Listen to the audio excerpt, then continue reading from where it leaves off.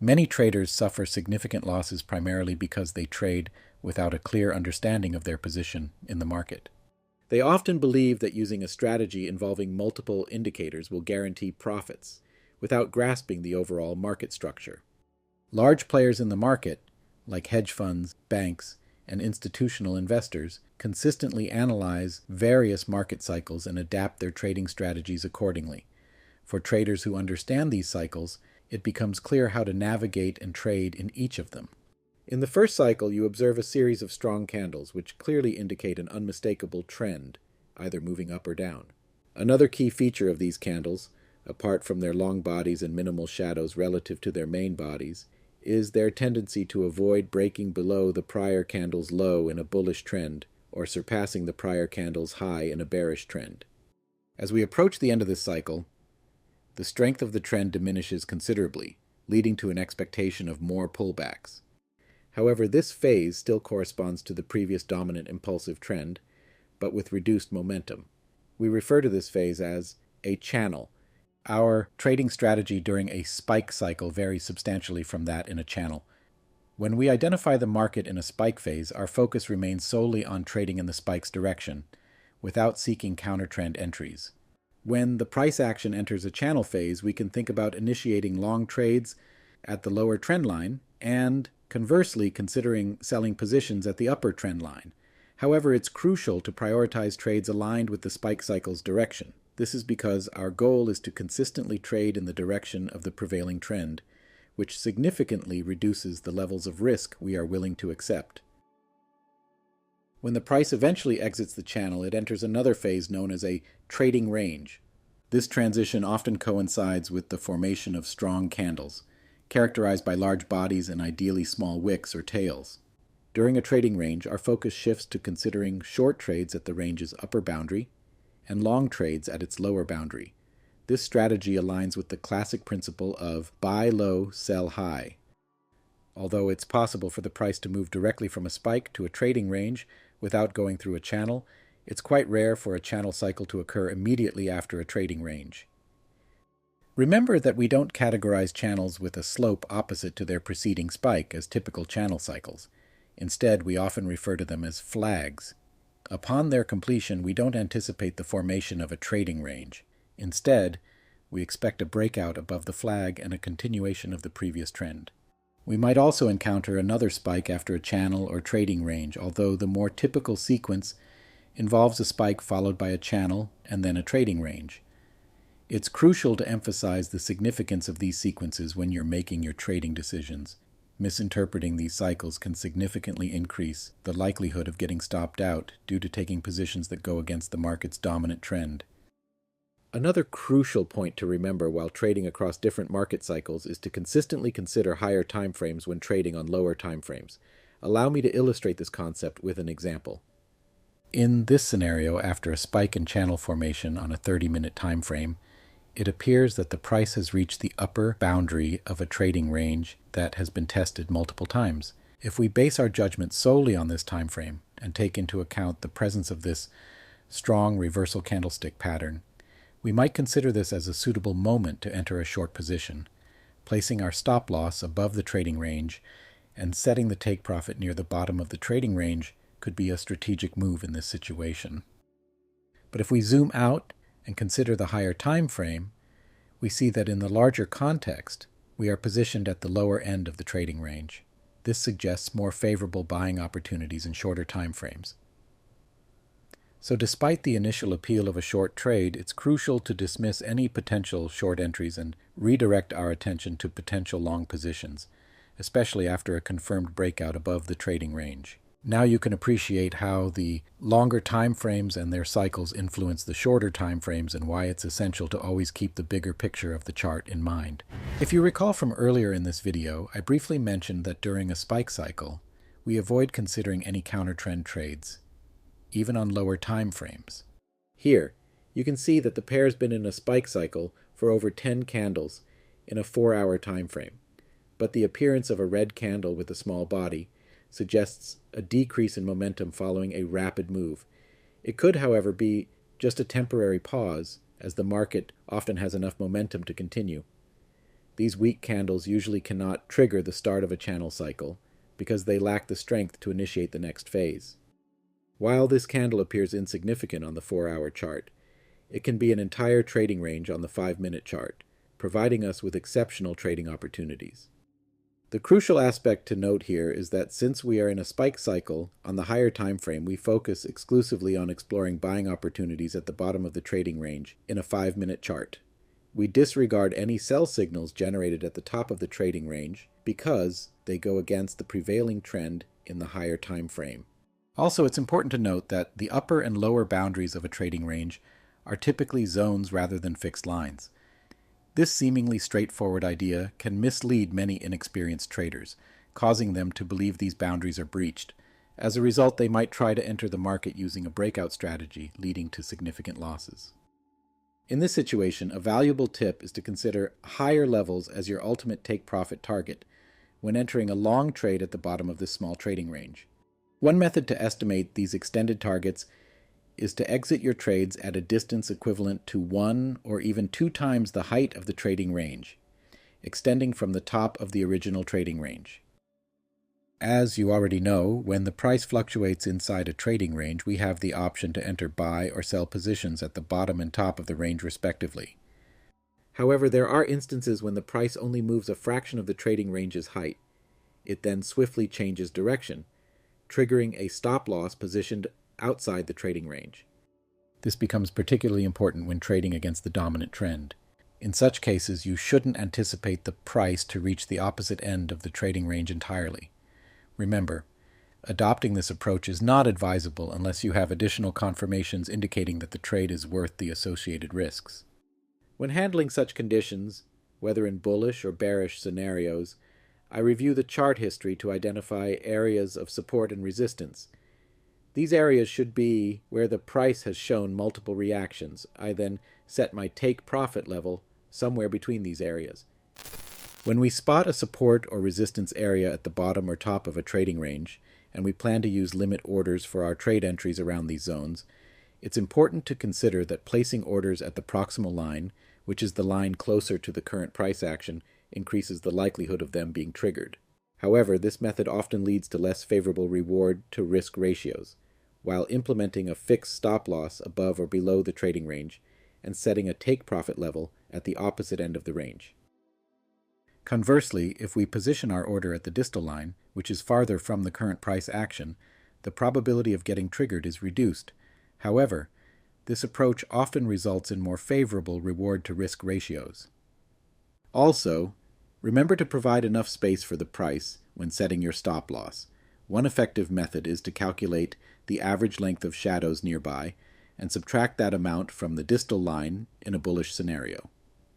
This approach helps you prevent setting your stop-loss too close to the outer boundary of a trading range, reducing the risk of being stopped out before the market moves in your desired direction. Traders who are familiar with harmonic patterns are likely aware of the ABCD pattern. This pattern consists of 3 legs, with the middle leg moving in the opposite direction of the other 2 legs. In an ABCD pattern, it's common to expect the second impulse wave to match the first one in both length and duration. A similar scenario frequently occurs when the price enters a trading range in the form of a spike and later exits the range in the form of another spike. In fact, in some powerful trends, the price can repeat this process over and over again until it runs out of momentum. It may then find significant support or resistance in the market. Now that we've briefly discussed the most well-known harmonic structure, let's introduce the concept of combining harmonic patterns with various market cycles to enhance the probability of a successful trade. Based on my experience, I've noticed that many traders hesitate to manually draw harmonic structures on their charts due to various reasons. Therefore, I want to introduce you to a practical indicator that can automatically calculate and draw various harmonic structures on your chart, sparing you the effort of doing the math yourself. To access this tool, click on the Indicators tab and search for HPV2. This is by far the best free indicator I've come across that quickly calculates various harmonic patterns within seconds. In this situation, recognizing that we are at the upper boundary of a trading range and considering only short entries, we can utilize this indicator on our chart. it promptly reveals that a solid harmonic structure is nearing completion, likely around the upper edge of the range. This indicator highlights the potential reversal area in shaded color. It also provides suggested levels for setting stop loss and taking profits. However, these are estimations derived from mathematical algorithms. Understanding the market structure empowers you to place a more precise stop loss and a broader take profit, greatly enhancing your reward-to-risk ratio. The boundaries of a trading range can also serve as suitable places to set take-profit levels when the price exits from its neighboring ranges. In this example, you can observe that whenever the price exits a trading range, it tends to reach the outer boundary of its preceding range. This presents an ideal target for breakout traders. Moreover, some of these boundaries could become perfect flip zones in the future. This means that when they are breached, they transition from acting as resistance to functioning as support. In the opening segment of this video, we discussed the concept of extending a trading range and how it can provide us with legitimate targets for our trades. We can employ a technique similar to the one we discussed for trading ranges in the context of channels. However, it's essential to keep in mind that this method is particularly suitable for channels shaped like stairs. Please bear in mind that these are typical price action structures referred to as channels, and they may not necessarily represent the channel cycle we extensively discussed earlier. When the price exits these stair-like bullish or bearish trends, we can extend the channel lines to reach a take-profit level for the trades we've initiated using breakout strategies. Extended lines like these are occasionally employed to identify a potential trend reversal, particularly when the price nears them, forming a reversal pattern. For instance, in this scenario, the price approaches the fourth extension of the upper channel line while forming a head and shoulders pattern, which is followed by a market downturn. And here, as the price approaches this line and develops a three-push pattern, the market transitions into a bullish trend. Most traders perceive pullbacks as retracements from a broken trend line or static support or resistance. While this approach is widely accepted, I'd like to introduce you to another perspective at the candle level. This concept is relatively straightforward. If a candle's high surpasses the high of its previous bar, it's considered a pullback to the upside. Conversely, if a candle's low falls below the low of its preceding one, it's considered a pullback to the downside. This concept serves as the cornerstone of trading range formation. As long as this behavior persists, the trading range will remain in effect. Sometimes we observe strong candles that exceed the previous candle on both ends. Usually in such situations, we can anticipate an extended consolidation phase and explore additional buying and selling opportunities at the boundaries of the trading range, particularly on lower time frames. Here, you can observe the Bitcoin chart over the daily time frame following a massive sell-off. Alternating pullbacks, both up and down, led the price into an extended consolidation period. This continued until one-sided pullbacks to the upside became evident, signaling the possible end of the consolidation phase even before breaking the upper boundary of the trading range. When setting buy or sell limit orders at the lower or upper boundaries of a trading range, you can place your stop loss at a distance equivalent to 50% of the height of the trading range. This strategy is beneficial even when you want to trade after one side of the trading range is breached and you don't want to wait for a pullback because you believe that the market momentum is exceptionally high, making it unlikely for the price to retrace to the trading range boundaries once again. Traders looking to profit from a trading range keep a keen eye on a specific price pattern. It starts with a series of strong candles on one side, followed swiftly by a similar movement in the opposite direction, all without significant pauses in the market. After this significant shift in sentiment, the market enters a period of consolidation with neither bears nor bulls dominating. It's worth noting that these specific patterns are best identified in higher time frames. To capture trades with favorable reward-to-risk ratios, traders should seek opportunities in lower time frames. Here, you can see that after the spike cycle, the market entered a predictable trading range. However, the price behavior inside this range can be misleading, as some traders may interpret these sharp movements as spikes. But these rapid movements toward the upper or lower sides of the trading range are not spikes. These are just situations where the price is pulled toward these destinations, potentially causing panic for novice traders. Experienced traders, however, can readily identify these behaviors and capitalize on the opportunities they present. In such scenarios, the most effective strategy is to enter a trade when the price rallies toward either side of the trading range and rejects that level with a long shadow, indicating a potential market reversal. For better entries, I usually enter the market during the second opportunity and place my orders somewhere in the middle of that long wick. When it comes to take profit, I typically opt for a shallower distance position near the origin of that swing rather than the other side of the trading range. This approach enhances my chances of success in the trade.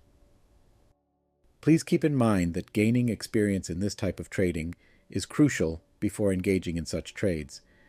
As mentioned in the previous example, analyzing lower timeframes and identifying reversal patterns can greatly assist you in timing your trades effectively, ensuring excellent reward-to-risk ratios.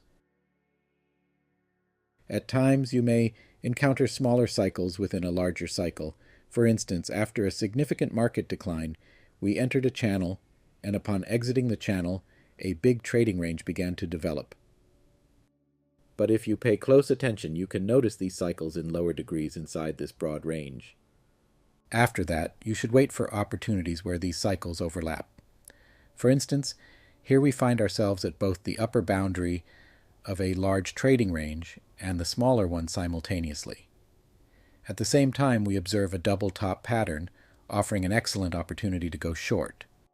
Or here, we find ourselves near the bottom of the purple trading range, coinciding with the upper boundary of the green trading range if extended to the right. This presents an opportunity to go long after the price recovers from this fakeout. Then, we can place our take profit at the overlapped top of the white and purple trading ranges.